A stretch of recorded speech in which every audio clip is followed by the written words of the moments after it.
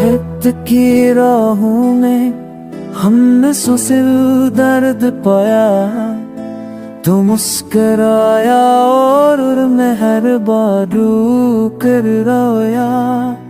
जिंदगी ने सवाल किया मेरा कसूर क्या था, जो खुशियों का दरवाजा मुझ पर बंद हो गया।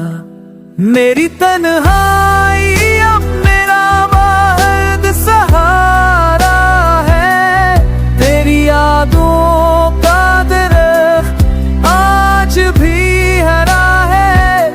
मैं भूलना चाहूं भी तो सांस रुक जाती है। तू मेरी आदत थी अब बीमारी बन चुकी है।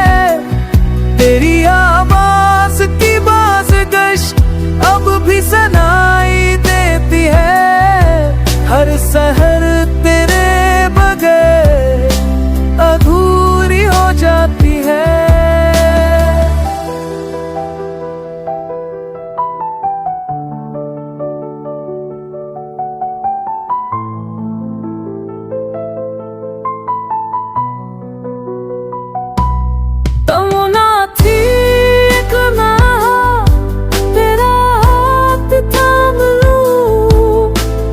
तकदीर ने मेरी चाहत को सजा दी। अब मैं खुद से पूछता हूँ बार बार, क्या मोहब्बत हकीकत थी या खूबसूरत धोखा।